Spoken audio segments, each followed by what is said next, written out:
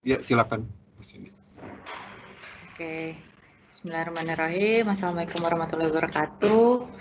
Salam sejahtera, Om Swastiastu kepada kita semua. Pertama tentunya Bapak Ibu tim kurikulum yang sudah hadir hari ini. Di sini ada Bu Dwi sebagai Ketua Tim Kurikulum Departemen Teknik Sipil, Bu Cece sebagai Ketua Tim Kurikulum S1 Teknik Sipil, Pak Nyoman sebagai Ketua Tim Kurikulum Teknik Lingkungan, lalu Bu Evi, Bu Dica, dan Bu Titis sebagai anggota tim kurikulum. Terima kasih banyak sudah hadir juga, terutama kepada para attendees yang sudah mencapai 50 ya Mas Anton ya, yang juga Mas Anton yang juga hadir pagi ini yang sudah mengatur webinar ini. Terima kasih Mas Anton. Baik, jadi alhamdulillah kurikulum teknik sipil sudah rampung dan sudah dikumpulkan ke universitas, dan insya Allah kita siap menjalaninya bersama-sama. Tentunya kita di Departemen Teknik Sipil dan juga teman-teman mahasiswa ya di saat ini di rumah masing-masing menjalankan kurikulum 2020 ini. Hari ini insya Allah akan diadakan kurikulum khusus untuk yang S1 Teknik Sipil, reguler dan paralel, lalu nanti siang dilanjutkan dengan yang KKI, dan besok untuk Teknik Lingkungan. Lalu kemudian nanti untuk segala pertanyaan dan diskusi kami sudah menyampaikan link pertanyaan. Jadi mohon maaf teman-teman yang hadir hari ini kita lisannya satu arah ya, walaupun secara tertulis bisa real time 2 arah.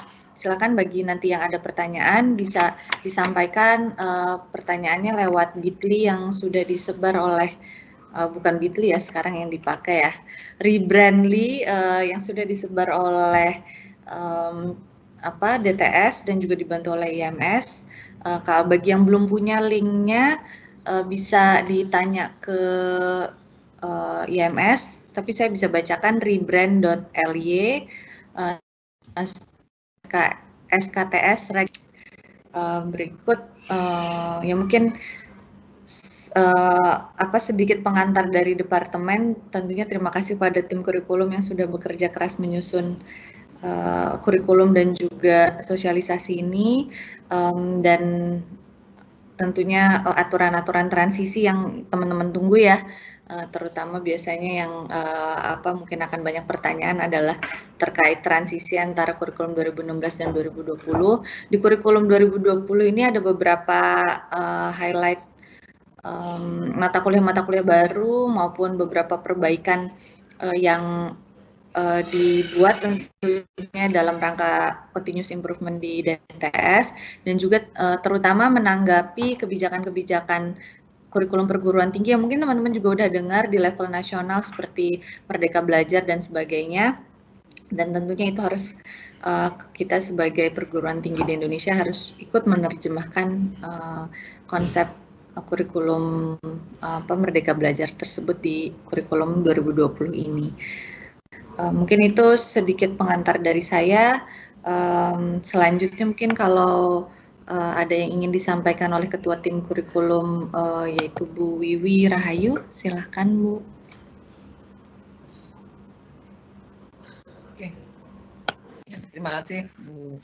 Assalamualaikum warahmatullahi wabarakatuh. Bagi adik-adik mahasiswa yang saat ini sedang mulai memasuki ya kurikulum tahun ajaran 2020-2021, memang perubahan kurikulum ini jangan menjadi suatu yang menakutkan ya, karena ini sudah rutin 4 tahun sekali itu pasti terjadi, dan selalu ada transisi karena pasti ada perubahan letak mata kuliah, ada mata kuliah yang sudah dihilangkan karena sudah ada kebijakan mungkin di universitas. Nah, saat ini yang kita highlight adalah perubahan mata kuliah universitas ya. Jadi sehingga untuk angkatan 2020 itu akan berbeda sekali mata kuliah universitasnya dengan yang kalian alami sebelumnya. Ya.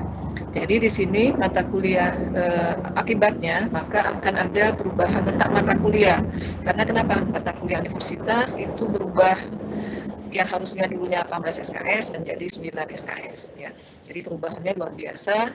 Akibatnya struktur kurikulum pun harus berubah, sebagian ditarik ke awal. Jadi kalau sebelumnya kalian dapat semua mata kuliah universitas dan fakultas semester 1-2, maka saat ini mata kuliah prodi pun sudah diperkenalkan di semester 1 dan 2 ya. Nah, nanti detailnya akan disampaikan oleh Bu Cece ya dan tim. Nah, memang di sini yang perlu kalian perhatikan, tidak usah khawatir menjadi sesuatu yang merugikan ya bagi kalian, justru banyak kemudahan yang menjadi alternatif bagi kalian, walaupun tidak murni semuanya akan kalian dapatkan apa yang didesain untuk angkatan 2020. Nah, memang tadi sudah dikatakan ada Merdeka Belajar ya. Jadi Merdeka Belajar ini ya, ada beberapa mata kuliah pilihan yang mungkin angkatan 2019 dan yang sebelumnya tidak akan mengalami, karena di sini dimulai dari angkatan 2020 ya. 2020 ini nantinya yang akan menikmatilah istilahnya tanda kutip pengurangan mata kuliah fakultas, universitas, kemudian akan ada mata kuliah minor istilahnya. Minor ini artinya walaupun nanti ada prodi teknik sipil, tapi dia minornya bisa ngambil kekhususan lain dari bidang di luar sipil, misalnya mengambil warnanya arsitektur, misalnya tata kota dan sebagainya, itu tergantung. Nah, ini yang berbeda ya. Tapi di angkatan 2019 dan sebelumnya itu tidak berpengaruh. Artinya apa? Kalian hanya mengalami masa transisi di sini, beberapa perubahan letak dan perubahan nama mata kuliah, yang tentunya penyempurnaan terutama angkatan 2019. Jadi angkatan 2019 ini akan mengalami transisi yang lebih terasa warna kurikulum 2020-nya dibandingkan 2018, 2017 dan sebelumnya ya. Jadi tapi jangan khawatir, di sini tidak ada hal yang merugikan mahasiswa, malah nanti kalian akan dapat mata kuliah pilihan yang di sini ada kemahasiswaan, itu nanti Bu Cici akan jelaskan. Kemudian mata kuliah penulisan efektif, itu akan membantu dalam penulisan ilmiah, skripsi dan sebagainya ya. Nah, nanti itu saja sih yang perlu diperhatikan. Mata kuliah pilihan lainnya harusnya sih tidak ada, paling beberapa SKS saja perubahan karena ada perubahan mata kuliah wajib yang belum kalian ambil. Intinya akan diambil di mata kuliah kurikulum 2020. Perubahan SKS jangan dikhawatirkan karena itu tetap diakuin apa yang sudah dapat sebelumnya dengan yang belum, harusnya sih mulus ya transisinya. Jadi transisinya ini mungkin akan ada sampai kalian masuk ke struktur kurikulum yang baru. Jadi bisa 2, bisa 3 semester, itu tergantung letak mata kuliah yang ada saat ini. Jadi tidak perlu khawatir. Jadi mungkin itu saja, detail nanti akan disampaikan oleh Bu Cece dan tim ya. Jadi hal-hal yang detailnya rencananya sih nanti akan ada rencana studi ya Bu Cece ya, terkait dengan mungkin sampai semester 8 pun nanti akan kalian lihat. Jadi tidak ada hal yang perlu ditakutkan ya. Jadi itu saja, dan tidak ada hal yang perlu dikhawatirkan karena kalian juga sebagian di 2016 itu kurikulumnya ditransisikan ke 2020, nanti kode-kodenya yang muncul ada kode-kode kurikulum baru ya, tapi tidak usah khawatir. Mungkin itu saja Bu Cindy dari saya. Terima kasih. Baik, terima kasih banyak Bu Wiwi atas pengantarnya dan beberapa berita besar juga ya, mungkin juga teman-teman mahasiswa sudah dengar terkait mata kuliah universitas. Mungkin kita langsung saja ke presentasinya ya. Silakan Bu Cece untuk tempatan waktunya. Terima kasih Bu Cece. Assalamualaikum warahmatullahi wabarakatuh. Selamat pagi menjelang siang semua untuk mahasiswa teknik sipil. Terima kasih Bu Cindy, juga terima kasih Bu Wi untuk waktunya.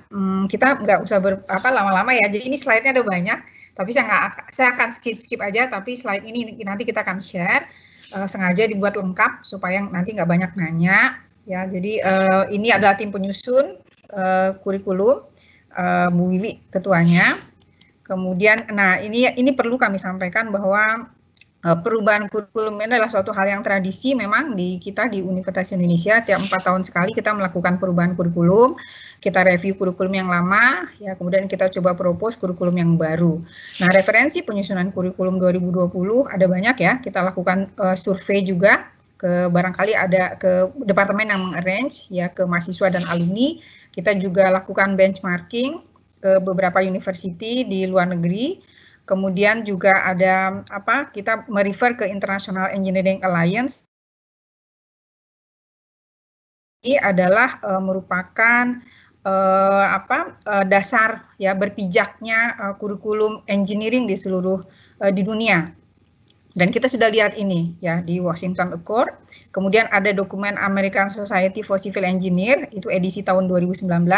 Kita juga merefer ke dokumen IAB, itu Indonesian Accreditation Board for Engineering. Dan yang terakhir adalah ABET, Accreditation Board for Engineering and Technology. Jadi banyak referensi kita ya. Jadi insya Allah sudah mendunia, artinya kita kalaupun nanti kalian lulus ya kalian setara dengan civil engineering dimanapun di dunia.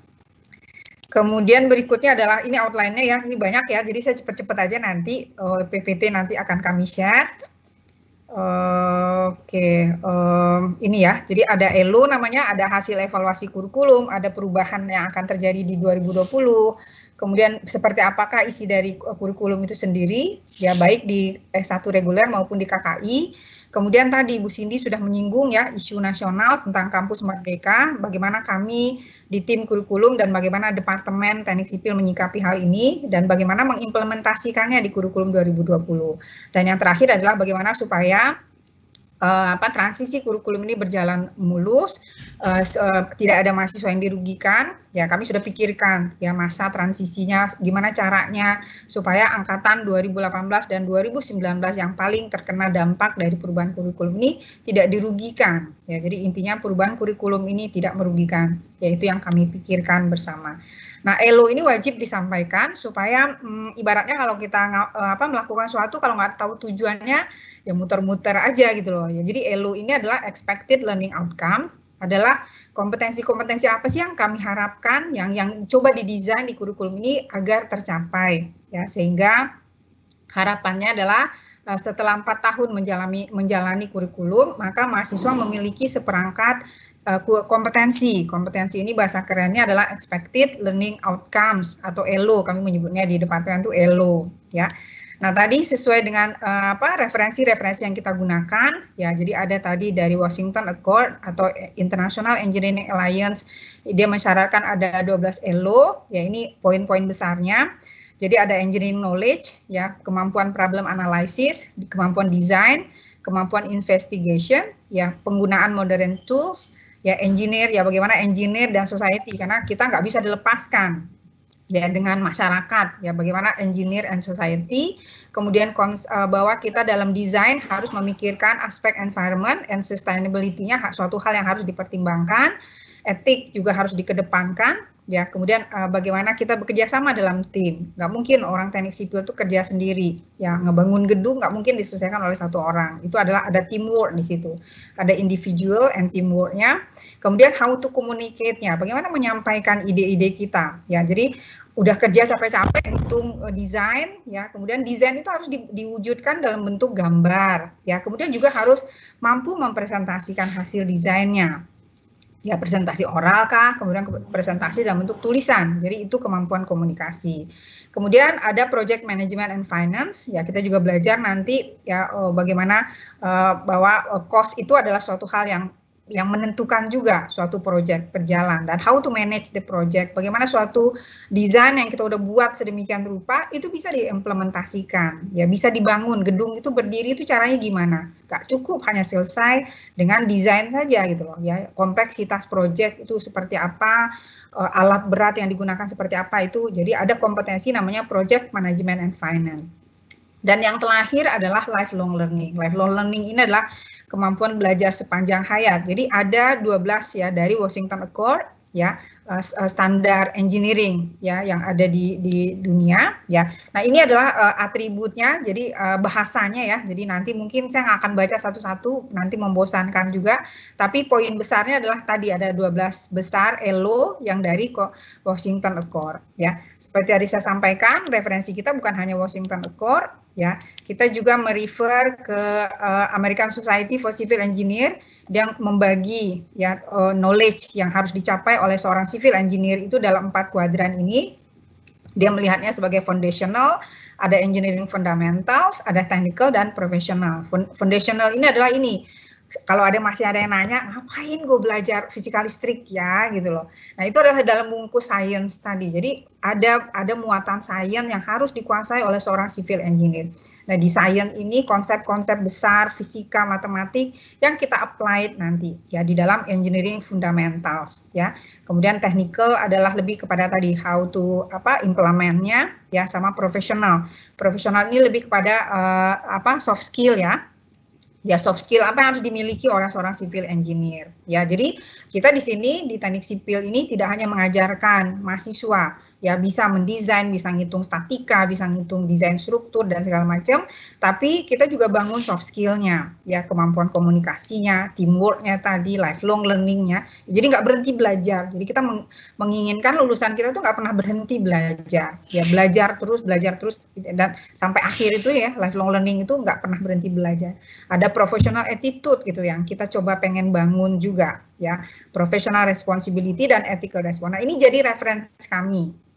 Ya, referensi kita dalam menyusun, ya. Kemudian UI juga mengeluarkan juga kompetensi yang harus jadi warna semua lulusan UI, ya. Ada 7 expected learning outcome dari UI, ini ada di SK peraturan rektor kalau saya nggak salah. Ini juga kita akomodir. Ya. Jadi dari semua itu, ya kami ramu menjadi satu, sehingga kami mengambil 12 kompetensi dari Washington Accord, ya. Jadi 12 kompetensi dari Washington Accord ini inline dengan American Society for Civil Engineer. Ya, kemudian kompetensi yang dari UI ternyata banyak overlappingnya. Ya, hanya ada satu yang tidak di-cover oleh Washington Accord dan American Society tadi, sehingga kita mengambil satu dari UI, yaitu tentang entrepreneur. Jadi UI menginginkan lulusan kita punya kemampuan mikirin juga lah, jadi jangan hanya kerja. Ya, jadi kira-kira itu, sehingga total kita punya 13, ya 13 kita sebut sebagai 13 expected learning outcomes. Ya, ini bahasanya ya saya nggak akan bacakan satu-satu, nanti bisa dibaca. Bu Cindy dan departemen juga sudah sosialisasi itu di banner di belakangnya Mas Hamid tuh. Itu ini isinya sebenarnya. Ya, nanti mohon dibaca ya. Sehingga dari 13 tadi ya learning outcome, kami menginginkan lulusannya adalah seperti ini ya. Jadi desain kurikulum itu diharapkan nanti dari serangkaian mata kuliah, serangkaian kompetensi, itu kami menginginkan lulusan kita sarjana teknik sipil yang mampu merancang bangun infrastruktur teknik sipil yang memperhatikan aspek sosial, ekonomi, lingkungan sepanjang siklus infrastruktur secara profesional dan bertanggung jawab. Ini bahasanya. Jadi profil lulusan kita harapkan ya dengan kurikulum ini mencapai profil ini ya. Ini gambarannya ya, ini kalau di UI itu kita selalu pastiin bahwa kompetensi ada 13 kompetensi tadi itu mencapai profil lulusan tadi. Itu filosofi penyusunan kurikulum ya. Jadi ini adalah kompetensi UI yang kuning, kemudian ini ada tadi dari Washington Accord dan American Society for Civil Engineer, ada science-nya, ini adalah hardcore dari sipilnya, kemudian ini adalah tadi profesionalismenya, project manajemennya gitu. Itu kira-kira body kurikulum kita teknik sipil di 2020 ya. Nah, ini kira-kira kompetensi akhirnya adalah tadi yang mampu tadi ya sarjana teknik sipil yang bertanggung jawab tadi ya, memperhatikan aspek sosial dan segala macamnya. Nah, ending dari kurikulum ya yang nanti ada di semester 7 dan 8 itu adalah ada 2 sebenarnya.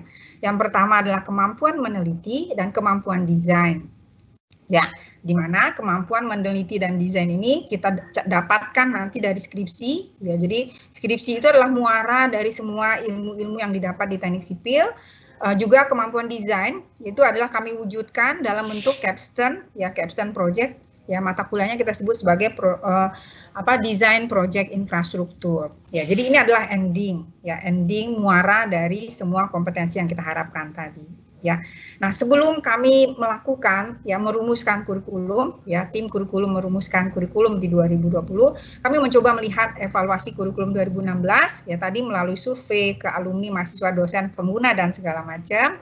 Ini kira-kira hasilnya.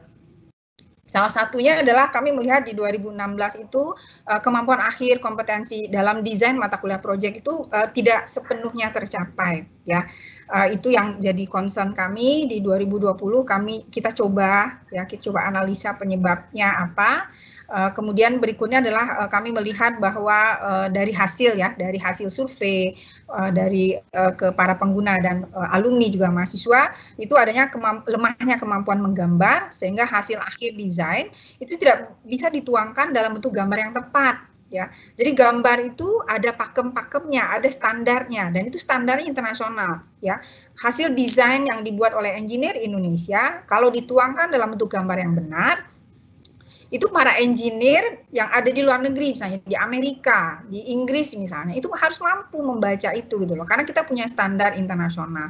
Nah, itu yang kami lihat kekurangannya di 2016, ketika kita berikan tugas proyek di akhir itu gambarnya masih berantakan gitu, ya, tidak mengikuti pakem. Nah, itu yang perlu kami evaluasi di 2016 dan perlu diperbaiki di 2020. Kemudian kami juga melihat kemampuan komunikasi belum sesuai dengan yang diharapkan. Itu kalau dilihat dari penulisan, ya, penulisan KP, seminar dan skripsi, itu banyak yang masih pakai bahasa gaul. Nah, itu bahasa Indonesia yang baik dan betul itu yang masih berantakan. Kemudian juga kemampuan presentasi. Ya, kemampuan presentasi itu nggak hanya terbatas kalau kita memahami kontennya, tapi kita nggak bisa menampilkannya secara indah, menarik, itu juga membosankan bagi para pendengar. Seperti itu, ya. Kemudian kemampuan desain, ya, kemampuan desain itu memang kami lihat bahwa perlu diasah dari awal. Kemudian kami coba di kurikulum baru ini coba mulai diasah dari awal, dan di 5 dan 6 mulai diperkuat lagi, sehingga mata kuliah proyek yang sebelumnya hanya 3 SKS kita naikkan jadi 4 SKS, ya, agar adanya integrasi antara rancangan dengan RKS, ya, rencana kerja. Dan kemudian berikutnya adalah kemampuan komunikasi, bagaimana cara memperbaikinya. Ya, itu adalah kemampuan komunikasi ini juga sama, kami juga melihat masih ada kekurangan, ya, di sana sini. Dan analisa kami adalah bahwa di 2016 memang kekurangannya adalah kita tidak memberikan secara eksplisit ilmunya gitu loh. Ya, jadi waktu skripsi itu dosen-dosen pembimbing tuh lelah gitu, capek baca tulisan, kok tulisan mahasiswa kita seperti ini gitu. Kita cuma bilang perbaiki dong gitu, tanpa memberikan tools. Perbaiki seperti apa, bahasa seperti apa yang harusnya digunakan, ya. Bagaimana mengutip, ya, setelah baca jurnal kemudian dituangkan dalam tulisan, itu bagaimana cara menulis ulang sehingga nggak copy paste, ya. Maka kami belajar, ya, melakukan studi banding juga yang nggak jauh-jauh, ya, di kimia UI dan juga di Fakultas Ekonomi. Mereka memunculkan mata kuliah kecakapan komunikasi, sehingga di kurikulum 2020 ini kami munculkan mata kuliah ini di semester 6, ya, supaya di semester 7-nya nanti lebih udah tahu knowledge-nya, jadi udah tahu, ya. Jadi tujuannya adalah kita ingin memberikan how to-nya, ya, kepada mahasiswa, bukan hanya sekedar pengalaman belajar, ya, termasuk juga bagaimana menulisnya. Nah, salah satunya adalah CV juga. Menurut kami menulis CV ini penting, ya, supaya nanti lulusan teknik sipil setelah lulus itu tahu gitu loh cara menulis CV yang menarik, ya, yang bikin si pengguna lulusan itu tertarik untuk meng-hire lulusan kita. Ya, jadi itu kira-kira beberapa evaluasi dan apa yang kami lakukan perubahan, ya, di kurikulum 2020 ini. Sehingga ini adalah tabel perubahan, ini juga sudah disosialisasikan sebenarnya oleh Bu Cindy dan departemen, ya. Ini saya kupas sedikit saja supaya dapat gambaran. Ya, jadi fisika, mekanika dan panas itu kita ada tambahan konten, ya. Jadi di fisika, mekanika dan panas, konten fisika mekanikanya akan ditekankan untuk aplikasi ke sipil. Jadi kita udah mulai perkaya, ya. Kemudian juga panasnya kita tekankan ke termodinamika, ya, bersama dengan teknik lingkungan bekerja sama. Kemudian praktikum fisika kami coba waktu itu mengajukan ke fakultas, dan alhamdulillah fakultas mengizinkan. Jadi teknik sipil 2020 ya, yang diuntungkan 2020 nggak perlu lagi itu praktikum fisika mekanika dan panas, nggak perlu praktikum fisika listrik, gelombang dan optik. Ya, karena kami juga melihat tadi secara implementasi tujuan awal praktikum ini adalah untuk memperkaya konten, tapi kami melihat tidak adanya sinkronisasi antara yang di kelas dengan praktikum. Bahkan ada yang dapat jadwal di awal, mata kuliah kontennya belum, praktikumnya udah gitu loh. Nah, ini jadi considerance kami ya, tim kurikulum, sehingga kita hapuskan, tapi SKS-nya kita perkaya ke sini nanti. Ya, ini juga kimia dasar dan kimia lanjut akhirnya di merge. Jadi satu, kita cek ulang lagi kompetensi apa sebenarnya yang didapat dari kedua mata kuliah ini. Ya, kemudian statistik dan probabilistik, kita ada pengayaan konten, ya akan lebih ditekankan kepada aplikasi teknik sipil. Ya, seperti apa pemanfaatan dari statistik dan probabilistik ini untuk teknik sipil. Ya, sehingga misalnya kalau di kita itu dalam eksperimen, ya ada eksperimen yang sampelnya terbatas seperti beton, sampelnya paling 3. Ya, bagaimana statistik kita gunakan untuk menginterpretasi hasil kalau sampel kita hanya sedikit. Ada juga kalau di transportasi, ya survei ke lapangan, datanya banyak banget gitu loh. Nah, statistik itu berbeda, data sedikit, data banyak, itu analisanya itu berbeda. Nah, itu yang tidak didapat selama ini, ya. Artinya di statistik dan probabilistik di kurikulum yang lama lebih kepada sebagai matematik saja gitu, ya, belum menyentuh ke aspek penggunaannya, ya.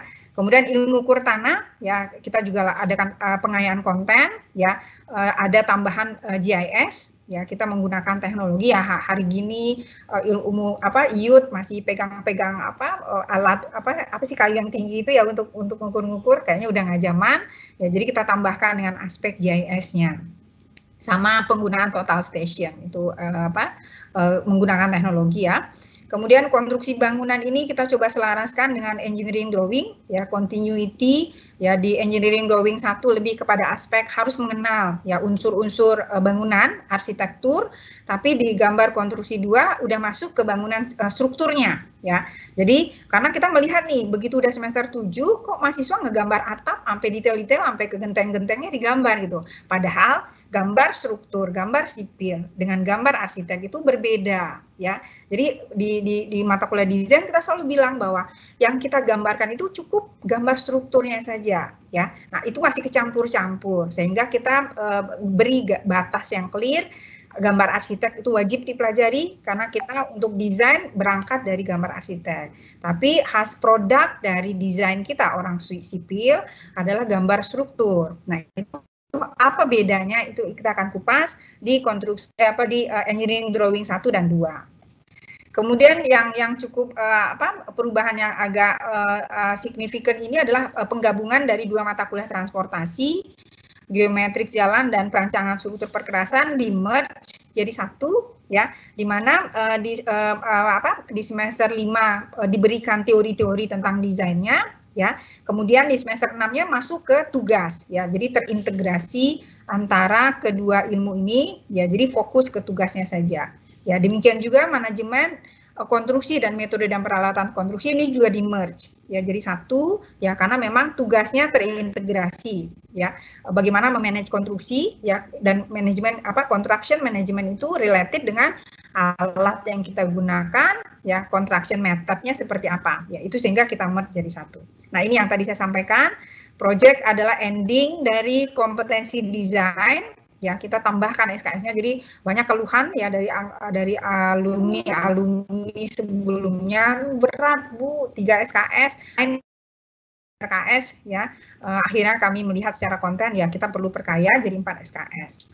Itu gambaran perubahannya. Nah, ini mata kuliah baru yang tadi udah disinggung di awal, Bu Wi juga tadi udah sampaikan introduction di awal bahwa ada 3 mata, ada beberapa ya. Yang pertama adalah kecakapan komunikasi ini, ya, yang tadi disampaikan, ya, bekal ya mengasah kemampuan komunikasi, ya, menulis CV, bekal untuk penulisan laporan KP, seminar, ya, dan juga how to present-nya, ya. Kemudian yang cukup menarik adalah adanya mata kuliah baru yang kita sebut kemahasiswaan. Nah, ini yang baru, yang benar-benar baru. Jadi kami melihat tadi bahwa learning outcome yang disampaikan oleh Washington Accord, American Society for Civil Engineer, juga ABET, Accreditation Board for Engineering and Technology, soft skill itu adalah suatu hal penting, ya. Sehingga betul kami di kurikulum sudah mencoba memberikan soft skill tadi, kerja dalam kelompok, sering presentasi, misalnya bikin tugas, ya, bagaimana soft skill itu coba diasah tadi di beberapa mata kuliah, ya. Tetapi kami juga mengapresiasi kegiatan kemahasiswaan, karena dari hasil survei terhadap alumni, itu alumni bercerita, dan dari hasil pantauan kami juga, dari tracer study of alumni, itu ternyata yang berhasil itu di luaran sana, ya, adalah mereka-mereka yang memang aktif di kemahasiswaan, dan itu nggak bisa dipungkiri, ya. Jadi orang-orang dengan soft skill terasah lah yang sukses gitu. Ya, saya nggak mengatakan bahwa IP 3,5 itu nggak akan belum tentu sukses, enggak, ya. Tapi ketika IP-nya bagus dan dia mempunyai soft skill yang bagus, itu jauh lebih sukses nanti di dunia kerja, ya. Jadi kami melihat bahwa dengan demikian kami coba apresiasi, ya. Jadi coba di-encourage mahasiswa, kalau bisa jangan belajar aja di sipil, ayo ikut berorganisasi juga, ya. Tapi tadi karena keterbatasan SKS, ya, kami hanya mampu memberikan apresiasi 1 SKS. Nanti ada juklaknya dari departemen yang sedang digodok, ya, bahwa ada poin-poin tertentu yang harus dicapai oleh mahasiswa, misalnya ketua IM dapat 50 poin misalnya, ya. Kemudian aktif jadi ketua CENS misalnya, ya, itu dapat misalnya 30 poin. Nah, nanti di akhir tahun ajaran di semester barangkali setelah 6 semester, nanti poin-poin itu dijumlahkan, ya. Nah, kita nanti akan kasih requirement batas bawah, ya. Jadi mahasiswa sipil harus mencapai misalnya 200 poin. Nah, 200 poin itu, kalau 200 poin itu sudah tercapai, maka boleh mengklaim mata kuliah kemahasiswaan ini. Jadi ini adalah mata kuliah spesial, ya. Jadi bukan tatap muka, ya. Mahasiswa mengumpulkan poin, kemudian ketika poinnya sudah tercapai, nanti ada alat ukurnya, ya. Evidennya apa, dan pokoknya juklaknya udah disusun, ya, sehingga nanti kita apresiasi, misalnya nih minimum requirement-nya 200, tapi ada yang dapat 300, maka dapat A, ya. Ada yang cuma mampu 250, dapat A minus, bisa seperti itu, ya. Jadi ada poin-poin minimal yang harus dicapai sebelum diklaim, ya. Jadi kumpulin dulu, kalau udah tercapai klaim, ajukan ke departemen, ya, nanti kami akan bekerja sama dengan IM untuk perhitungan poinnya, ya, seperti itu, ya. Kemudian tadi perencanaan jalan raya 2 ini adalah capstone project-nya dari transportasi, ya. Jadi menggabungkan mata kuliah desain dari geometrik dan perkerasan jalan dalam satu, ya, pekerjaan desain, ya. Oke, nah ini kita langsung, ya. Ini kira-kira ini kurikulumnya, ya. Kurikulumnya 8 semester, ya, mungkin nggak akan hafal dengan meng-view sebentar, ya. Nanti boleh kami akan share PPT ini, ya. Ini di kurikulum semester 5, 6, 7, dan 8. Nah, yang berbeda adalah, ya, yang satu hal yang berbeda adalah kalian bisa lihat di sini bahwa MPKT berkurang drastis, ya. Jadi MPKT yang tadinya ada 2, itu tinggal 1 MPKT, ya, agama, bahasa Inggris, dan MPKT-nya 5 SKS. Jadi ada pengurangan mata kuliah universitas cukup signifikan, sehingga merubah, ya, urutan mata kuliah ini, ya. Nah, yang menarik adalah mata kuliah pilihan itu sudah mulai bisa diambil di semester 4. Nanti kita kasih lihat mata kuliah pilihannya, ya. Jadi semester 5, 6, 7, dan 8, ya, hampir sebenarnya nggak terlalu banyak berbeda dengan 2016, tapi tadi ada rekomposisi, ada pertukaran posisi tempat, dan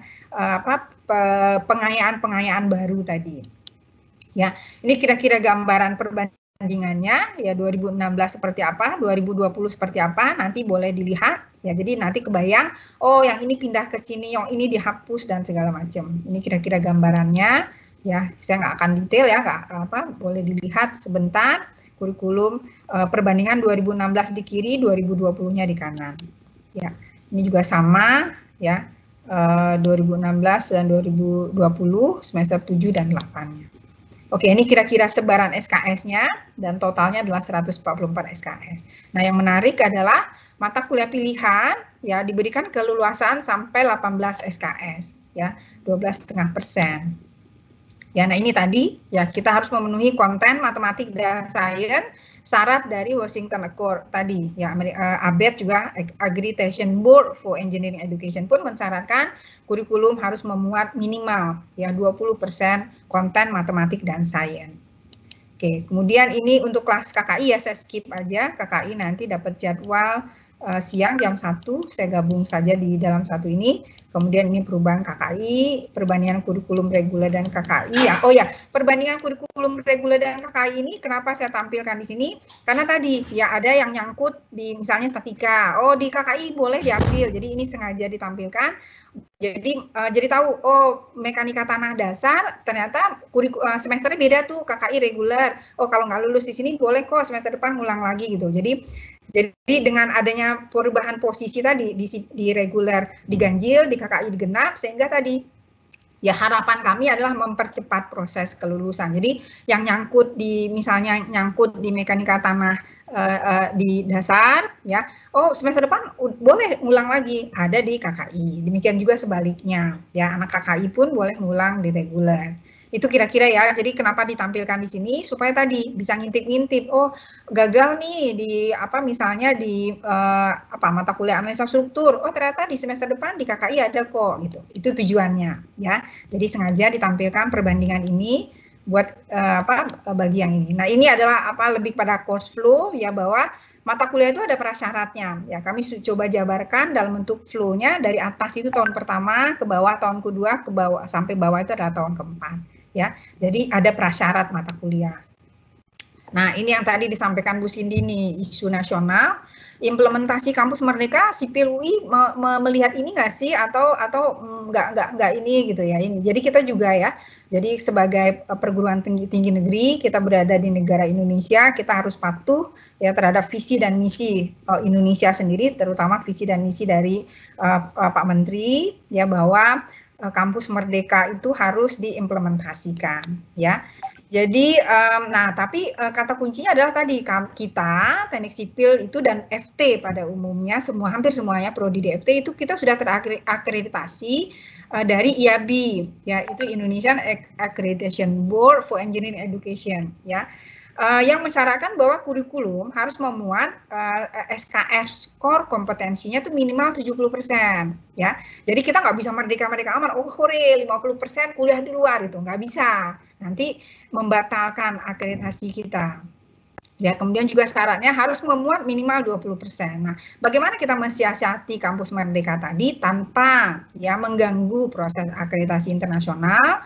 Maka yang pertama adalah kurikulum kita di 20 mata kuliah pilihan itu udah mulai tersebar dari semester 4 sampai 8 ya. Nah, yang menarik adalah ya kita memberikan ada 2 mata kuliah magang. Nah, saya melihat nih ada beberapa mahasiswa yang bilang, oh saya magang Bu pas liburan kemarin. Nah, kita apresiasi, magang ini diapresiasi sebagai mata kuliah pilihan.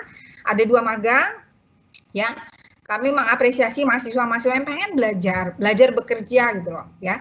Magang A 2 SKS itu adalah kerjanya unskilled job, jadi any kind of job ya. Barangkali misalnya di Indomaret misalnya di Indomaret jadi kasir, nggak apa-apa gitu loh ya.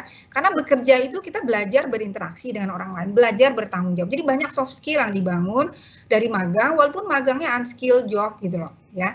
Nah, magang B kita akui 3 SKS adalah magang yang lebih kepada yaitu sudah masuk ke engineering job lah gitu loh. Misalnya kemarin itu ada mahasiswa saya tuh yang dia di gas Indonesia gitu loh. Jadi intinya adalah engineering skill gitu. Pekerjaannya yang nggak bisa dikerjakan asal. Jadi ada tanggung jawabnya, tapi udah ada konten engineer-nya. Ya, kita nggak spesifikan sipil gitu. Ya. Jadi itu boleh diklaim nanti. Ya, departemen sudah siapkan cuklaknya ya, magang 3 SKS ini setara dengan 200 jam, magang 2 SKS itu 150 kalau tidak salah. Itu ada di silabus ya, saya nggak hafal juga. Kemudian kemahasiswaan ini adalah bentuk dari kampus merdeka ya, bahwa kami ya melihat bahwa soft skill itu sesuatu yang harus diapresiasi ya, nggak cukup hanya sekedar pintar, tapi soft skill tadi menentukan keberhasilan di dunia kerja. Ya, nah yang menarik di kurikulum 2020 ini adalah mata kuliah pilihannya itu cukup banyak, ada 18 SKS. Nah, karena 18 SKS ini ya, tapi memang mungkin yang akan pure menikmati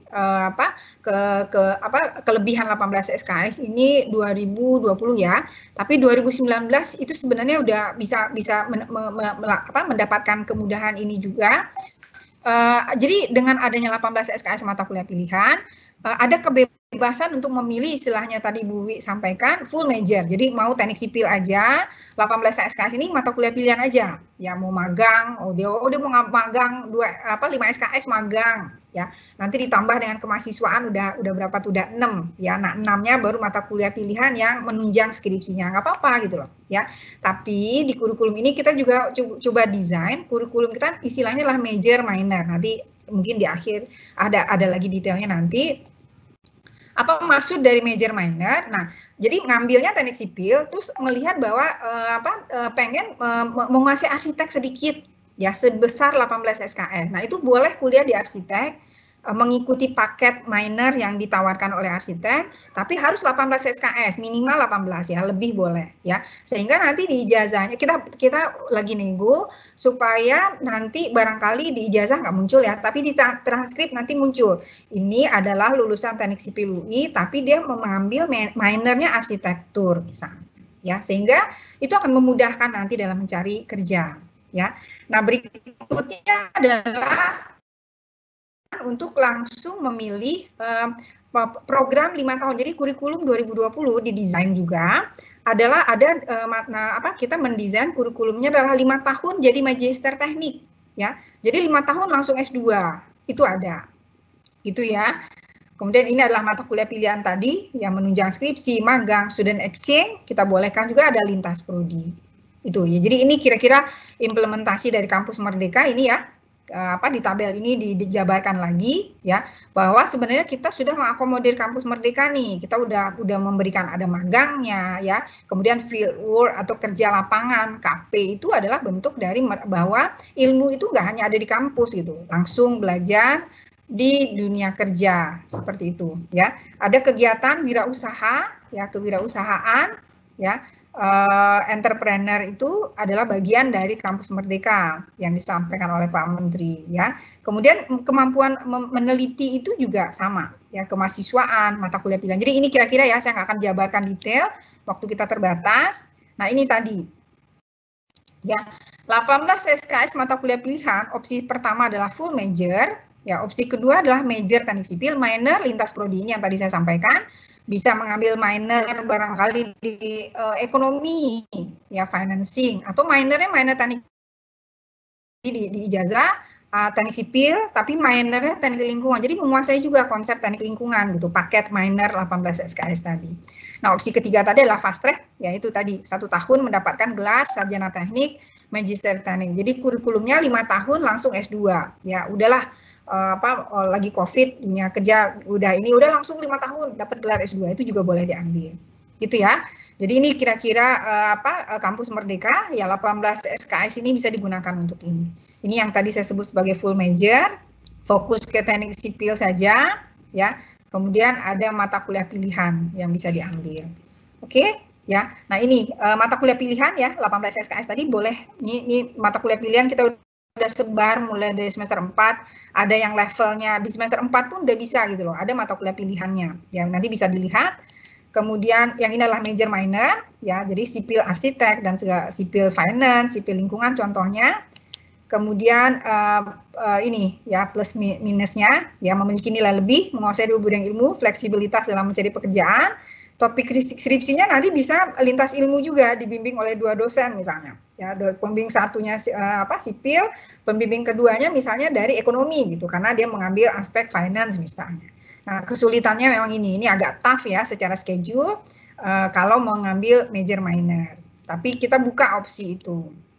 Nah, kalau kita di sipil kita menawarkan ya, tapi ini buat prodi lain. Jadi syaratnya minor itu harus lintas prodi. Ya, jadi kalau prodinya sipil, yang ngambilnya di prodi yang berbeda, yang ya dengan teknik lingkungan itu kita sebenarnya udah beda prodi gitu loh. Ya, jadi nggak boleh. Oh, saya mau minornya struktur Bu, ya, itu bukan minor namanya, itu peminatan struktur gitu. Itu ya, jadi jangan rancu juga. Nah, ini kita tawarkan ke prodi lain. Jadi misalnya nih anak mesin pengen juga ngutak-atik mobil, tapi dia pengen tahu konstruksi juga gitu. Dia boleh mengambil minor struktur. Boleh juga orang teknik geologi MIPA ya mengambil geoteknik gitu, minornya geoteknik.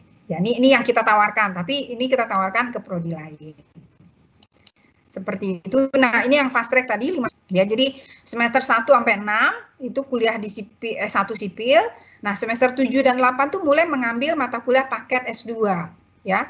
Jadi di semester 7 8 itu mengambil 12 SKS, sisanya nanti di semester 9 dan 10 ya. Nah, keuntungannya apa kalau dari awal udah fast track, nggak perlu ikut ujian SIMAK UI. Jadi langsung masuk program S2. Ya, hemat waktu karena 5 tahun dapat gelar ST dan Magister Teknik. Nah, syaratnya itu info terakhir yang saya dengar itu udah diturunkan. Kalau sebelumnya syarat fast track 3,5, sekarang 3,2 ya. Tapi Bu kalau saya gagal gimana? Kayaknya rasa-rasanya mampu tapi ternyata nggak mampu. Ya nggak apa-apa, kalau gagal ya tetap dapat gelar S1 ya, sarjana teknik. Nah, ini ya desain kurikulumnya. Jadi 1 sampai 6 itu mengikuti kurikulum yang ada di S1 Teknik Sipil.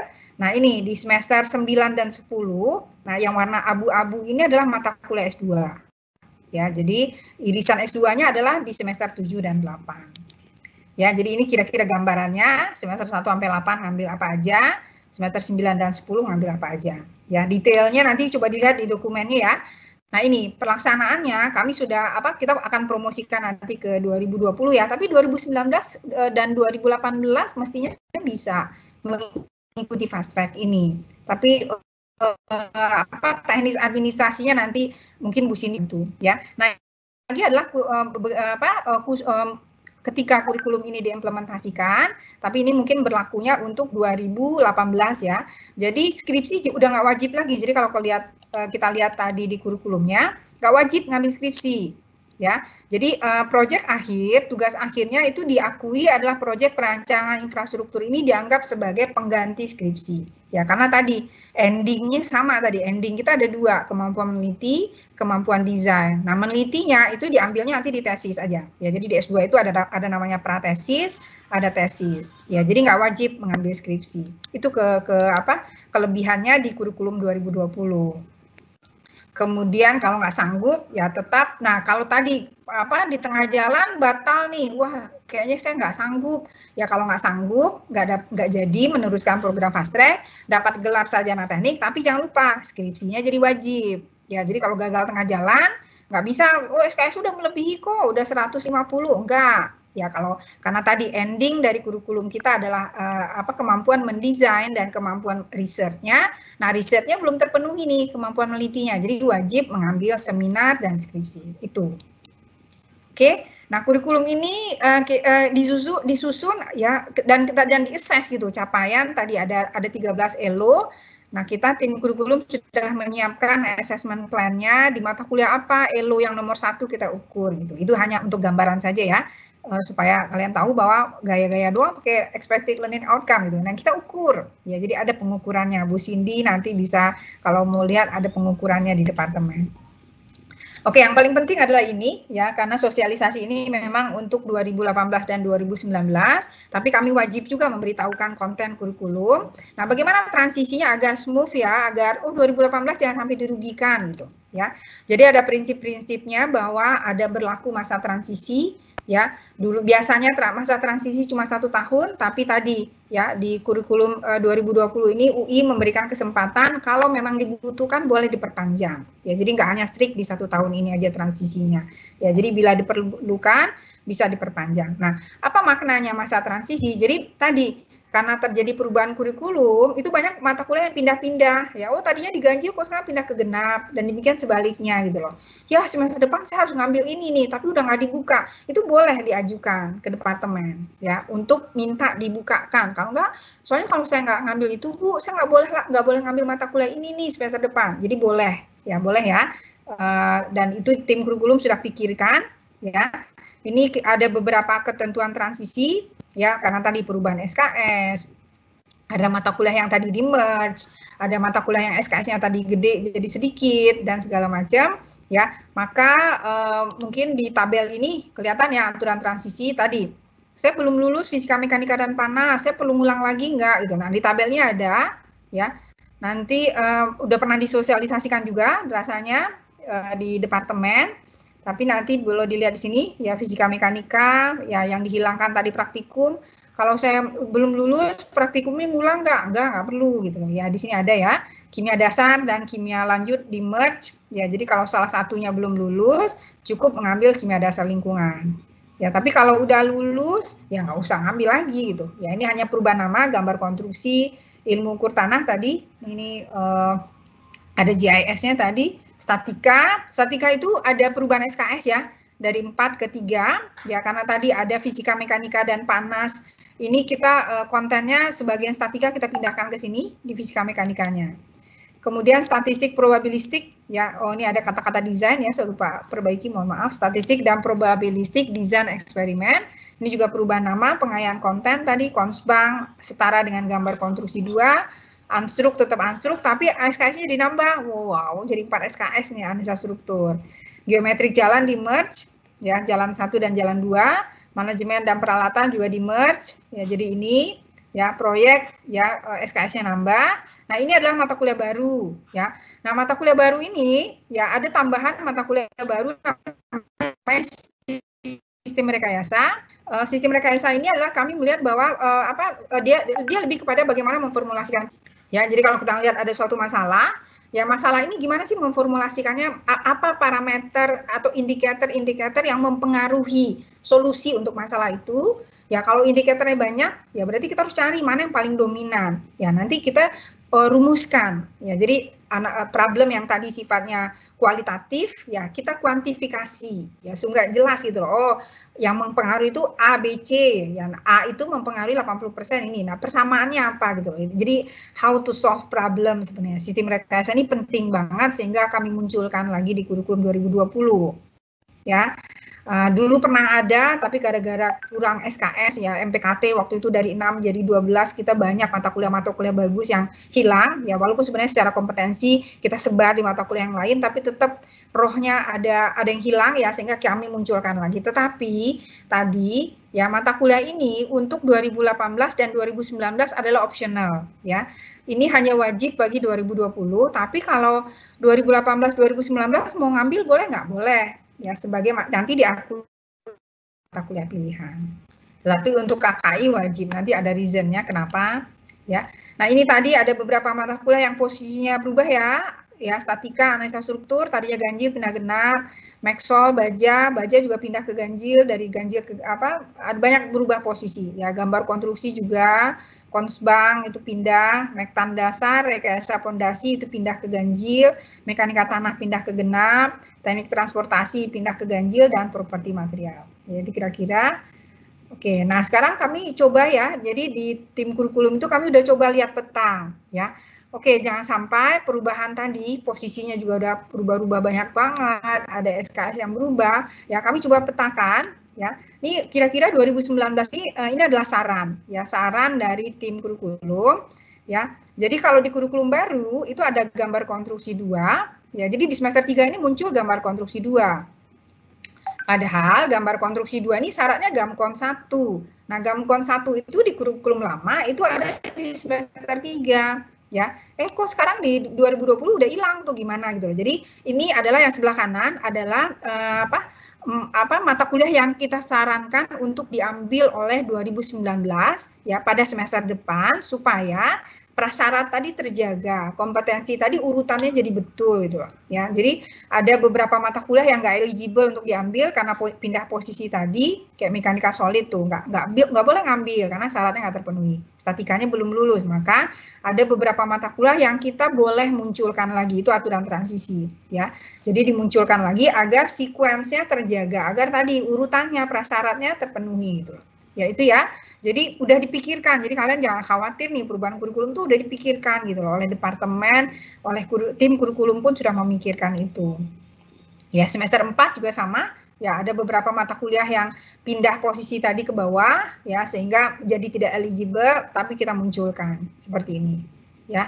Kemudian ini untuk semester 5-nya nanti di tahun depannya lagi nih 2021, ya masih aja ada efek dari perubahan kurikulum, fondasi. Ya itu nggak eligible karena Mektan belum ngambil, maka dimunculin Mektan. Anstruknya udah hilang di kurikulum, dimunculin lagi karena menjadi syarat untuk proyek infrastruktur nantinya. Oke, ini ya. Kemudian ini yang tadi saya katakan, komunikasi efektif ini opsional untuk 2019 dan 2018, wajib untuk 2020. Tapi boleh dipilih sebagai mata kuliah pilihan. Pengen ngambil komunikasi efektif, diajarin cara bikin CV, diajarin cara presentasi yang baik, bagaimana menulis yang benar, bagaimana mengutip ya dari paper gitu. Boleh ya diambil, nanti dihitung sebagai mata kuliah pilihan. Ini ya. Jadi nanti di PPT ini kita sudah coba petakan mata kuliah apa yang sebaiknya diambil ya karena perubahan kurikulum ini. Di sini juga ada problemnya dan apa solusinya ya. Kemudian untuk 2018 ya juga sama sudah dipetakan di di semester ganjil ini muncul mata kuliah ini yang sebelah kiri ya. Tapi ada beberapa yang nggak terpenuhi syaratnya, pondasi nggak mungkin ngambil karena mektannya belum lulus ya.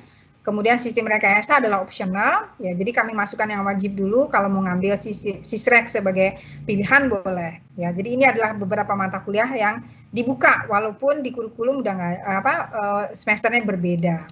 Seperti itu ya. Ini juga sama. 2018 ini ada problemnya apa?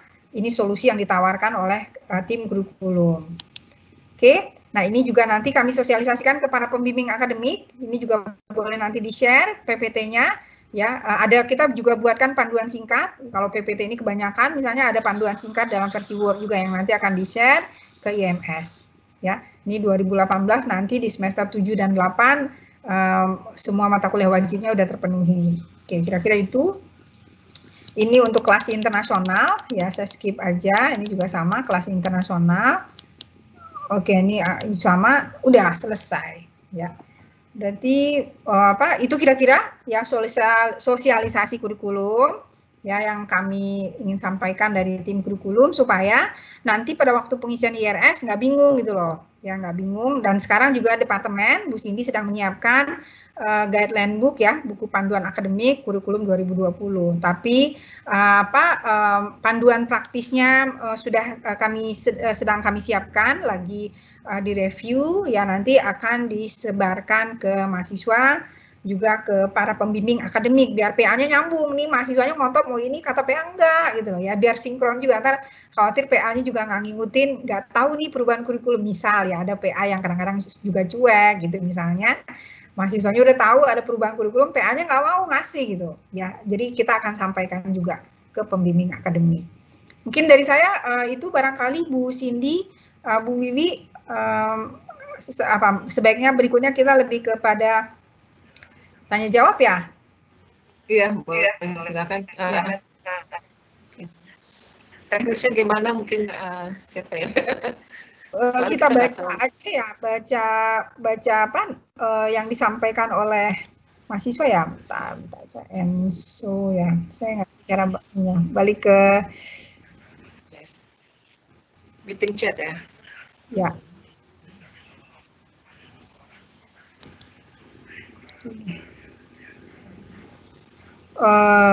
Oke, mungkin boleh Pak.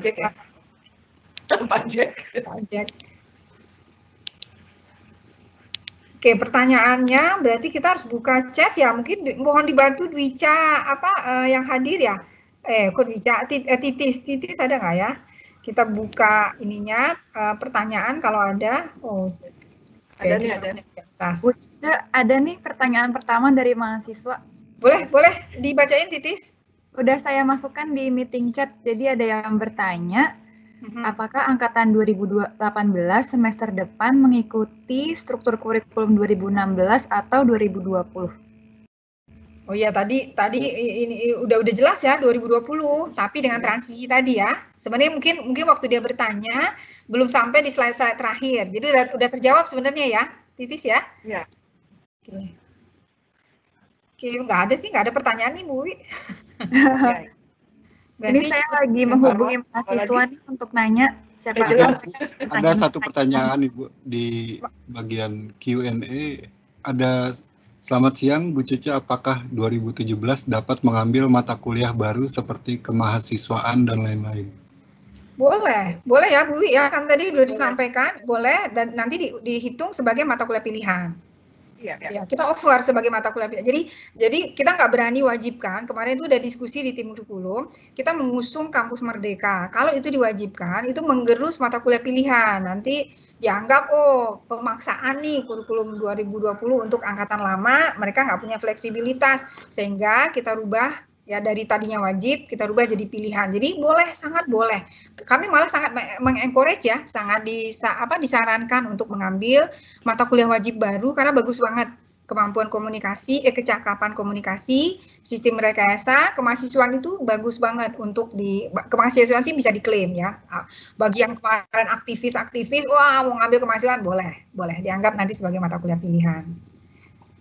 Kayaknya nggak ada lagi nih di Q&A. Udah berarti. Ada satu lagi, Bu. Saya ingin bertanya, Bu, karena tadi slide untuk angkatan 2017 terlewatkan. Apakah mata kuliah proyek untuk angkatan 2017 menjadi 4 SKS? Lalu mata kuliah pilihan baru apakah sudah bisa dipilih oleh angkatan 2017? Langsung jawab aja Bu ya benar. Biar cepat. Jadi 2017 itu jadi begitu semester depan berjalan, itu udah langsung semua mata kuliah yang muncul adalah mata kuliah 2020. Ya. Nah, tapi tadi karena transisi gara-gara ganti kurikulum, mata kuliah yang tadinya ganjil pindah ke genap, kok mata kuliah ini ada yang hilang ya gitu. Nah, tim kurikulum udah petakan tadi ya, hasilnya di slide terakhir tadi. 2019 semester depan sebaiknya ngambil apa, 2018 seperti apa, 2017 juga sama. Nah, 2017 berarti proyeknya udah 4 SKS.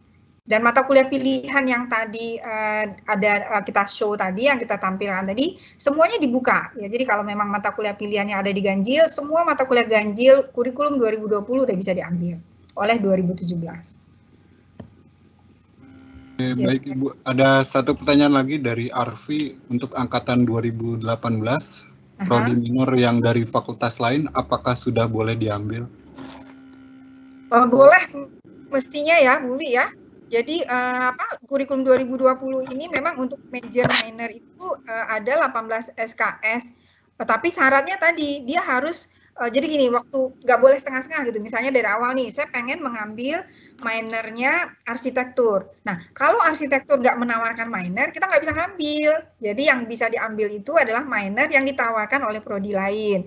Nah, minor apa yang ditawarkan prodi lain? Nah, itu tuh barangkali nanti minta bantuannya departemen ya, Bu Cindy ya, minta tolong, atau Bu Wi barangkali ya, ditanyakan ke tim kurikulum dari prodi-prodi lain.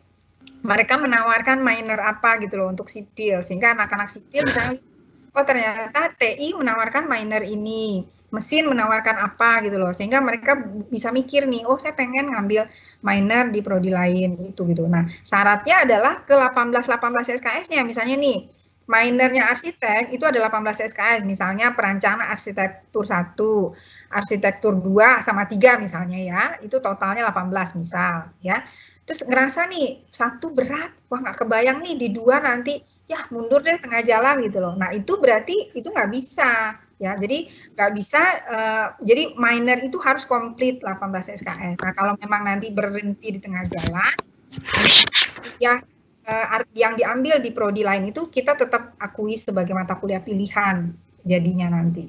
Seperti itu, ya. Tapi apa minornya di prodi lain? Kalau kami tim kurikulum belum dapat nih, mungkin mohon bantuan Bu Cindy nanti ya, menanyakannya ke prodi lain, ke departemen yang lain, minor apa yang bisa, yang ditawarkan sehingga anak sipil bisa ngambil. Yang paling dekat sih TL ya.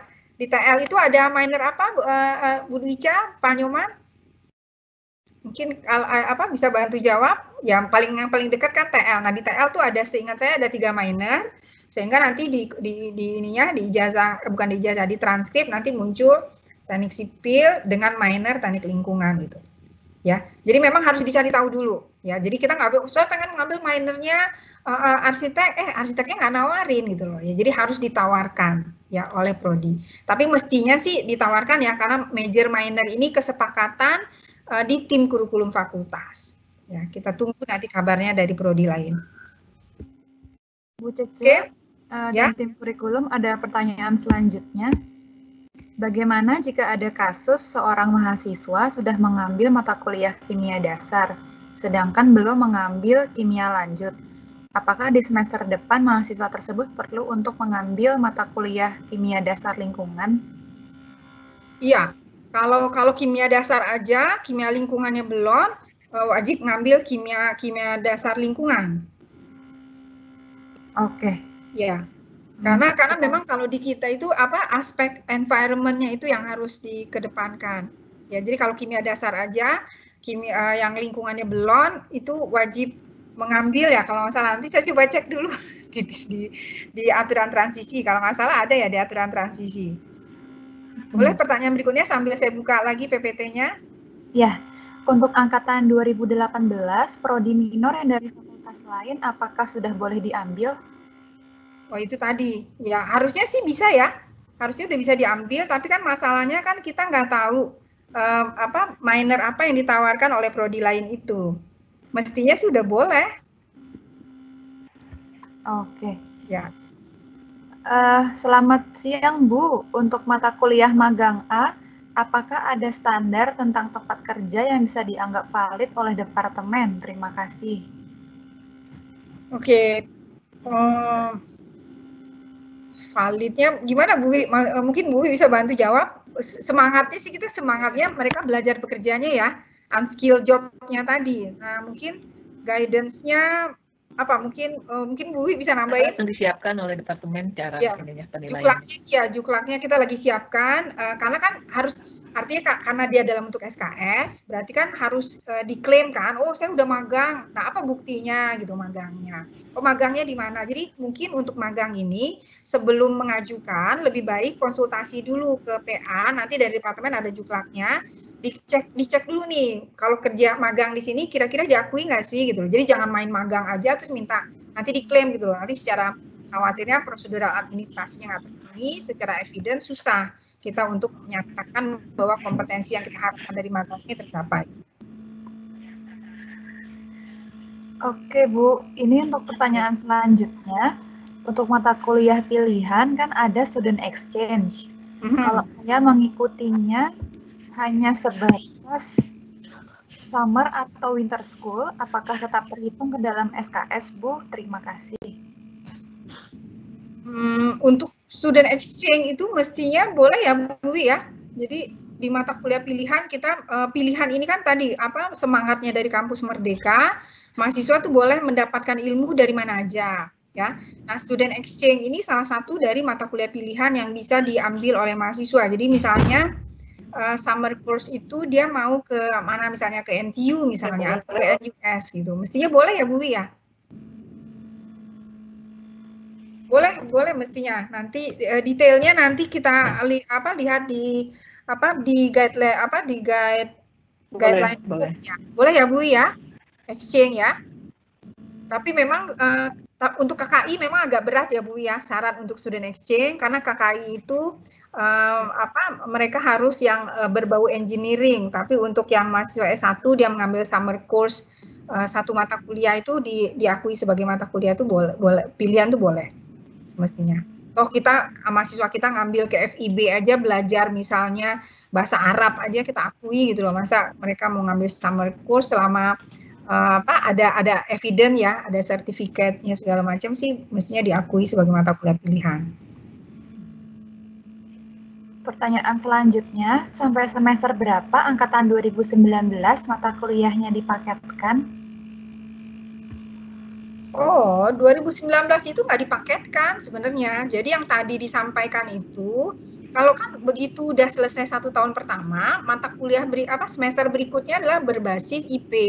Ya, tadi yang disampaikan di PPT tadi adalah lebih kepada saran, ya saran kepada mahasiswa 2019 dan 2018 dengan syarat IP minimal ya. Berapa saya lupa. Kalau untuk ngambil 20 SKS itu IP minimal 3 ya, 2,75 gitu loh ya. Jadi tetap syarat IP harus mengikuti. Misalnya nih IP-nya itu jeblok sehingga cuma dapat berhak cuma ngambil 12 SKS.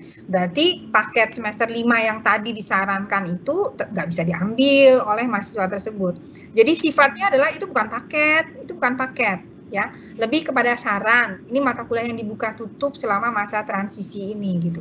Ya, jadi jangan salah juga. Oh, berarti di sosialisasi dibilang nih anak 2019 tahun depan ngambil ini nih semester 5, ngotot ke PA-nya. Ini disuruh ngambil paket ini. Enggak, ya, bukan paket ya. Jadi lebih kepada saran ya supaya tadi sequence-nya tadi, urutan kompetensinya, urutan prasyaratnya tetap terpenuhi gitu. Seperti itu. Baik, Bu. Pertanyaan selanjutnya, bagaimana cara mengetahui mata kuliah minor dari opsi 2 yang Ibu jabarkan, supaya dapat memilih dengan baik? Misalnya mata kuliah minor dari teknik lingkungan, mata kuliah minor dari arsitektur, mata kuliah minor dari STB, atau fakultas lain. Ya. Jadi memang ini karena setahu saya memang semangat major minor ini di FT ya. Di FT ini berarti masing-masing prodi mestinya menawarkan minor. Nah, dari mana kita tahunya schedule-nya seperti apa? Itu adalah dari Academic Guideline Book ya. Jadi ada buku panduan kurikulum 2020 Fakultas Teknik nanti. Jadi di buku panduan itu ini biasanya ditaruh di website ya. Saya ingat banget buku panduan akademik kurikulum 2016 itu masuk ke websitenya Fakultas Teknik, masuk di bagian akademiknya, ambil di program S1-nya, nanti itu bisa di-download. Nah, dari buku itu nanti PDF-nya ada ya, itu nanti muncul nih kurikulum mulai dari sipil, arsitek, mesin, elektro, dan segala macam. Nanti bisa dilihat di situ, oh di elektro menawarkan minor apa, di TL menawarkan minor apa gitu loh. Nah, yang itu di buku panduan akademik. Nah, masalah scheduling, schedule ini yang memang agak berat. Itu yang kami lihat kesulitan dari beratnya minor adalah bisa saja minor yang ada di prodi lain itu bentrok nih dengan mata kuliah wajibnya sipil gitu loh. Nah, itu pengaturan itu yang teknisnya barangkali yang nanti perlu dikoordinasikan di level fakultas ya kayaknya ya. Jadi untuk memview minor itu sih sebenarnya dari buku panduan, tapi schedule nanti barangkali akan ada di tingkat fakultas ya. Misalnya nanti setelah didata nih, minor sipil itu diminati oleh misalnya sipil itu ada 5 minor tadi, misalnya minor geoteknik misalnya. Oh, diminati oleh 20 orang dari misalnya dari prodi geologinya MIPA misalnya. Nah, mungkin itu bisa kita atur secara schedule. Oh, mungkin mata kuliah yang jadi minor tadi kan, mata kuliah itu kan juga kita offer ke teknik sipil kan, misalnya nih, salah satu konten mata kuliah minor yang geoteknik itu adalah mekanika tanah dasar. Nah, mekanika tanah dasar ini kan ada 3 kelas paralel yang kita selenggarakan. Oh, karena tadi untuk mengakomodir permintaan minor dari prodi lain, ada 20 student nih yang pengen mata kuliah ini, tapi mereka menginfokan itu bentrok dengan jadwal mereka di FMIPA misalnya. Karena kita punya 3 kelas, ya kita juga bisa atur nih 3 kelas ini jangan bareng. Kita akan atur nanti, ini Bu Cindy nanti yang harusnya jawab ya. Berarti nanti kita selenggarakan 2 kelas itu pagi jam sekian, hari berikutnya jam sekian. Nah, ada satu schedule yang kita taruh di sore, sehingga yang tadi yang mengambil minor itu bisa mengambil mata kuliah ini. Nah, kebijakan-kebijakan itu karena ini jadi semangatnya UI, Kampus Merdeka tadi, itu mestinya ada di semua prodi di UI, di Fakultas Teknik khususnya, di UI juga. Ya, jadi mestinya prodi yang ada di mesin pun mereka udah mikirin.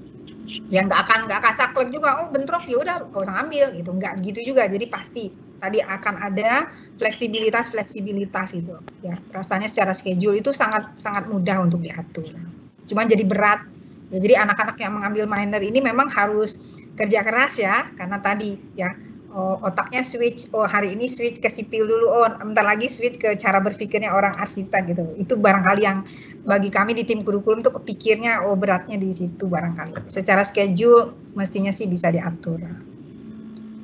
Bu Cece boleh nambah? Ya silakan Bu ya. Ya, mungkin untuk minor ini angkatan 2018 itu mungkin tidak ideal ya, karena ini kan sudah masuk ke semester baru ya. Ya 2019 kali ya.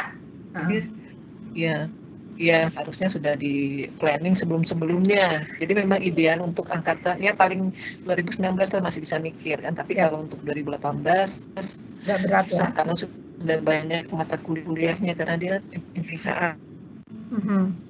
Baik. Agak berat kalau disusun dari semester 5. Nah, dia harus bisa minor ini hanya baca sekitar mata kuliah yang tempat lain gitu ya. Mungkin itu tambahannya. Baik, terima kasih Bu ya.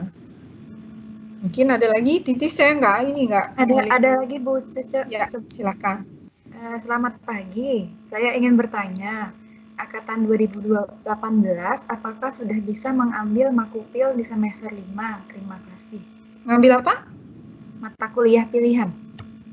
Bisa, kan tadi ada mata kuliah pilihan yang memang secara kompetensi itu ada di level bawah gitu loh.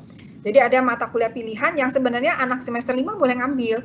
Tadi ada di listnya, ada di list mata kuliah pilihan, boleh mestinya. Oke. Karena di kurikulum itu kita taruh, ini mata kuliah yang bisa diambil anak semester 4, mulai dari 4 ya. Di semester 4 ini yang pantas diambil anak semester 4 tuh ini, yang pantas diambil semester 5 tuh ini, ada. Ya, jadi dari semester 4, 5 pun udah boleh ngambil. Jadi udah di-offer tuh semester depan. Nah. Selanjutnya, apakah mahasiswa yang sudah mengambil statistika dan probabilistik harus mengambil statistika dan probabilitas eksperimen di semester 3? Enggak lah, kan dia setara. Mata kuliah itu kan setara. Di tabel kurikulum, di tabel transisi ada. Kalau udah lulus itu nggak wajib lagi mengambil yang statistik, probabilistik, eksperimen. Oke, pertanyaan selanjutnya. Selamat siang. Bagaimana sistem penilaian mata kuliah kemahasiswaan? Apakah hanya melihat kuantitas kegiatan yang diikuti atau juga menilai kualitas mahasiswa di kegiatan yang diikuti? Oke, ini berat nih pertanyaannya. Kita sedang menyusun ya, Bu Titis, Bu Dwica, sama Bu Nabila lagi menyusun cuklak detailnya. Tapi pada prinsipnya adalah ini, semangatnya adalah kita mengencourage mahasiswa untuk secara aktif ikut di kegiatan kemahasiswaan, banyak banget soft skill yang bisa didapat. Tapi tadi kita juga harus karena harus terukur ya, terukur berarti berbasis evidence dan segala macam. Ya, secara kualitatifnya kita mungkin nggak bisa nilai, tapi kita tinggal dalam benak kita ya, Bu Titis nih yang barangkali sedang menyusun dengan Bu Dwica nanti akan bantu jawab. Jadi kita lagi siapkan juklaknya, nanti dalam bayangan kami adalah plan-nya nanti ya, dari departemen itu ada sistem mahasiswa itu masuk ke sini. Jadi kumpulin dulu poinnya, nanti ada petunjuknya. Oh, saya udah pernah ikut kegiatan ini sebagai ketua PIC misalnya, PIC untuk kegiatan apalah di IM ya. Sehingga kalau menurut tabel yang disusun oleh juklaknya departemen itu poinnya harusnya itu 30 misalnya. Nah, sertakan evidennya ya. Nanti eviden itu kita kumpulkan dalam bentuk, istilahnya itu disebut sebagai portofolio ya. Portofolio kegiatan kemahasiswaan, nanti ada verifikasi ini evidennya valid enggak gitu. Nanti bekerjasama sama IM. Bidang pendidikan dalam benak kami itu ada kerjasama dengan IM juga nanti untuk memverifikasi dokumen itu. Jadi kami memang hanya melihat kalau secara verifikasinya ya berbasis eviden, ya kuantitatif aja, tapi kualitas mahasiswa tersebut di kegiatan itu susah, judgement-nya susah gitu. Jadi memang lebih kepada kuantitatif aja. Ya, sebagai apa? Poinnya sekian, klaim evidennya mana gitu. Jadi ya simple kayak gitu aja gitu, sesederhana itu. Saya juga mau bantu jawab untuk yang pertanyaan ini. Jadi nanti departemen sedang menyusun kuesioner yang akan segera dibagikan kepada mahasiswa, di mana kami akan menanyakan kepada mahasiswa, kalian itu ikut organisasi apa organisasi kepanitiaan, lalu lomba, dan apakah kalian pernah menjadi asisten praktikum atau asisten mata kuliah selama dari tahun pertama kalian sampai sampai tahun kalian saat ini. Nah, jadi misalnya di tahun pertama kalian sudah pernah ikut organisasi, itu poinnya berapa nanti kalian catat. Lalu pas di tahun kedua, misalnya kalian ikut kepanitiaan, lalu ikut lomba, nah itu nanti ada daftar poinnya, nanti kalian catat juga. Begitu juga nanti di tahun ketiga dan keempat. Jadi nanti di tahun keempat, di semester 7, kalian bisa menghitung nih jumlah skor kemahasiswaan yang sudah kalian kumpulkan dari tahun pertama. Jadi misalnya skor yang kalian kumpulkan itu mencapai angka 300 misalnya ya. Dan ternyata nanti di tabel penilaian untuk angka 300 itu kalian sudah berhak mendapatkan nilai A, seperti itu. Nah, nanti bukti keaktifan kalian bisa dibuktikan dengan sertifikat atau bukti lainnya. Tapi sejauh ini jadwalnya masih disusun oleh departemen. Gitu. Ya. Pertanyaan selanjutnya, apakah angkatan 2017 dapat mengambil mata kuliah baru seperti kemahasiswaan dan lain-lain? Boleh, tadi juga udah dijawab ya, Bu Titis ya. Jadi mata kuliah baru ini kita nggak wajibkan untuk 2018, 19, dan 17 ya, tapi itu boleh diklaim ya, boleh diambil ya oleh 2017. Jadi memang tadi yang Bu Titi sampaikan untuk juklak kemahasiswaan ini tadi karena mata kuliah ini baru muncul sekarang ya. Berarti kan 2017 kan nggak tahu ya, tahu gitu kemarin ikut aktif gitu misalnya ya. Tapi kami tetap ya Bu Titis ya, jadi kita udah lihat nanti kalau untuk 2017 kalau dia mau mengklaim mata kuliah ini nanti ada bobotnya barangkali yang kita lihat scoringnya itu apakah ada diskonnya atau apa, mungkin juklaknya ya kita akan keluarkan segera ya Bu Titis ya. Ya, Bu. Ada, jadi mestinya boleh 2017 ya, anak-anak yang aktif di kemahasiswaan itu ya Bu, lumayan 1 SKS diklaim dapat A gitu loh misalnya. Oh saya aktif Bu, evidennya lengkap, nggak apa-apa boleh diklaim aja ke departemen nanti ya. Jadi boleh mengklik mata kuliah kemahasiswaan itu sebagai mata kuliah pilihan. Jadi kita hitung sebagai mata kuliah pilihan nanti. Seperti itu. Oh iya, di sini kami juga memperhatikan dari segi kuantitas dan kualitas. Jadi misalnya di tahun pertama nih ada yang jadi ketua IM misalnya ya. Nah itu skornya misalnya 50. Tapi ada juga mahasiswa lain, dia aktif di 3 kepanitiaan gitu. Di mana misalnya dia menjadi kepala subdivisi. Nah dengan menjadi kepala subdivisi itu skornya 20. Nah karena dia ikut di 3 kepanitiaan, maka skornya di tahun pertama sudah 60 poin seperti itu. Ya. Ya, jadi maksudnya kualitas ya. Jadi artinya satu jadi ketua IM itu setara dengan PIC di 3 kegiatan gitu kira-kira ya Bu Titis ya. Jadi bisa dibuktikan dengan berbagai cara poin tadi. Dan memang udah kita coba susun ya poin-poin itu sudah disusun di departemen.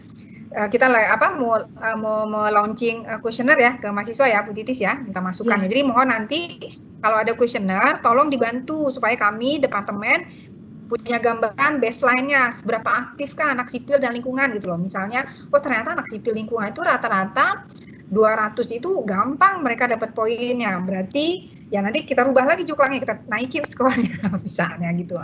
Atau 200 itu terlalu cetek nih buat anak sipil gitu loh. Berarti semuanya A. Ya kalau memang kita semuanya di departemen sepakat itu akan kita pertahankan, itu ya bisa juga gitu loh. 200 poin minimal itu semua dapat A gitu. Nggak apa-apa juga gitu. Itu juklaknya nanti sangat tergantung dari hasil kuesioner. Ya, jadi masukan dari mahasiswa itu sangat kami harapkan sekali ya untuk pendetailan dari mata kuliah kemahasiswaan ini. Pertanyaan selanjutnya, selamat siang, bagaimana perhitungan mata kuliah magang secara rinci? Dan jika telah melakukan magang di tahun kemarin, apakah tetap bisa dihitung melakukan mata kuliah magang? Oke, baik. Kalau tahun kemarin kayaknya nggak tahu nih Bu Wiwi, mungkin mohon bantuannya nanti menjawab ya. Mestinya sih nggak bisa backdate ya, nggak bisa backdated ya. Magang ini, wah saya belum bisa jawab tuh detailnya Bu Wiwi untuk magang ini. Apa kita boleh backdated atau gimana Bu Wiwi? Oke, mungkin Bu Wiwi nggak ada ini. Nanti kami akan coba ya, mungkin boleh juga ini masukan-masukan ini dari hasil sosialisasi hari ini juga menjadi bahan pemikiran juga buat kami di departemen untuk mendetailkan ya. Jadi menarik. Yang pertama bolehkah backdated atau enggak gitu loh. Ya kemarin itu kami untuk magang ini secara silabus kami baru mungkin belum terlalu detail ya. Jadi nggak kepikir juga gitu loh. Oh udah magang tahun lalu boleh diklaim sekarang enggak gitu. Ya mungkin nanti coba dirembukan lagi di departemen, ya juklak detailnya pasti. Jadi begitu kurikulum ini di apply, ya pasti mulainya kan di Agustus ya. Itu semua detail-detail ini tadi mestinya udah ada. Ya jadi nanti karena magang ini sifatnya nggak tatap muka, ya berarti apakah pertanyaannya apakah boleh diklaim yang dulu atau enggak? Ya.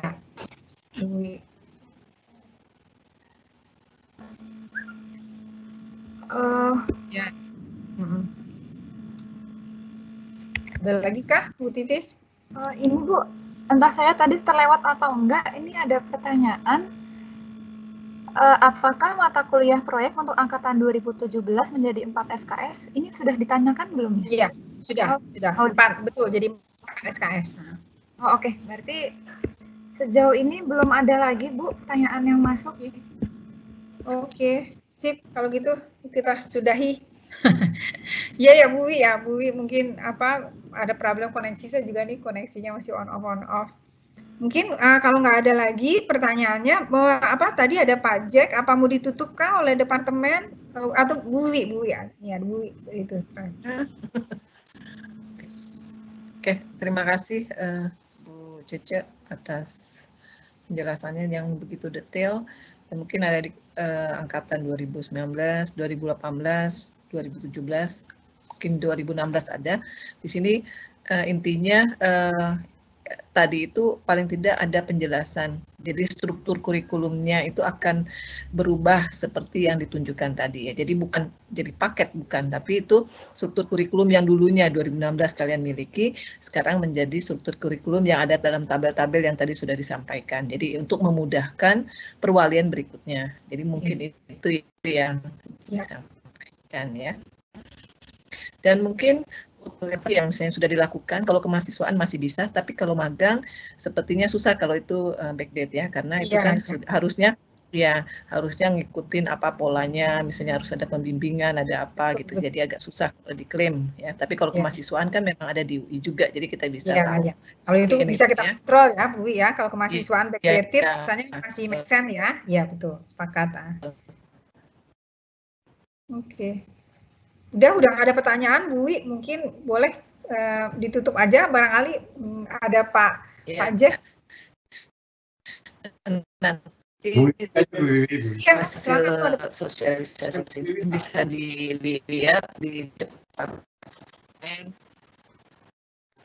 Ini yang PPT ini nanti kita share aja ya Bu Wi ya, atau kita share yang versi singkat aja ya, praktisnya aja, sesi praktisnya aja ya. Pak Jack, silakan. Iya, ada Pak Jack nih. Bu Wiwi, Bu Ceca, ada satu pertanyaan terakhir nih, apa boleh? Boleh. Last minute. Ya, berdasarkan apa yang sudah dipaparkan tadi, kalau tidak salah. Kalau begitu, terima kasih. Untuk detailnya nanti. Iya. Versi yang sudah ada sudah ada tabulasinya ya, tabulasi mata kuliahnya gitu aja dengan aturan transaksinya yang tadi yang baik Bu ya. Oke. Ada satu pertanyaan lagi nyelip kata Titis, satu boleh Tis? Ya Bu. Ini berdasarkan apa yang sudah dipaparkan tadi, kalau tidak salah, total SKS yang diambil angkatan 2018 adalah 147. Apakah syarat kelulusan angkatan 2018 menjadi 147 SKS? Di mana? Oh, itu yang fast track berarti fast track. Kalau fast track itu memang total SKS-nya jadi nambah. Tapi dengan perubahan kurikulum ini mungkin saja nanti, karena tadi ada mata kuliah yang SKS yang berkurang, sementara itu kita sebut sebagai mata kuliah wajib, mungkin barangkali 2018 dan 2019 ini nanti, itu total SKS yang diperoleh itu barangkali lebih dari 144. Karena tadi ya SKS-nya berubah, ya tapi minimal 144-nya wajib dipenuhi. Ya, jadi kekurangan SKS karena tadi SKS-nya berkurang, yaitu setelah dihitung saya udah mengambil semua mata kuliah wajib Bu. Tapi kok total SKS saya kurang dari 144 ya, berarti dipenuhi dengan menerima mata kuliah pilihan. Karena untuk lulus sarjana teknik itu di SK Rektor itu minimal 144-nya harus terpenuhi. Kalau lebih gimana ya? Lebih boleh gitu ya. Jadi mungkin saja nanti karena pergantian kurikulum ini 2019 dan 2018 mungkin aja SKS-nya jadi nambah ya, jadi saya jadi lulusnya kok jadi 147 ya gitu, mungkin saja seperti itu ya. Udah habis kan Titis? Sudah Bu. Ya. Sudah Bu. Ya. dari saya sih udah ya, mungkin dari tadi Bu Wi juga udah bilang bahwa nanti kita akan sampaikan yang versi singkatnya aja ya Bu Wi ya. Iya. Panduan singkat aja ya, kita sampaikan nanti ke mahasiswa ya. Ya, baik.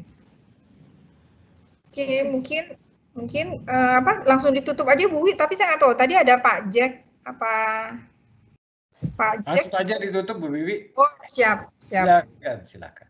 Oke, terima kasih Bu Cece. Di sini ada Pak Nyoman, ada Dwija, ada Titis, ada Bu Evi tadi ya. Kemudian ada Pak Rosi dan tim yang siapa tadi yang jangan-jangan saya lupa menyebutkan. Di sini ada Pak Jack dan ada di semuanya. Semoga ini bisa mendapat gambaran yang lebih clear ya dan tidak menjadi kekhawatiran bagi mahasiswa angkatan 2019, 2018, dan 2017. Oke, terima kasih atas perhatiannya. Wassalamualaikum warahmatullahi wabarakatuh. Waalaikumsalam warahmatullahi wabarakatuh. Oke, terima kasih Anton. Ya. Oh iya, Anton.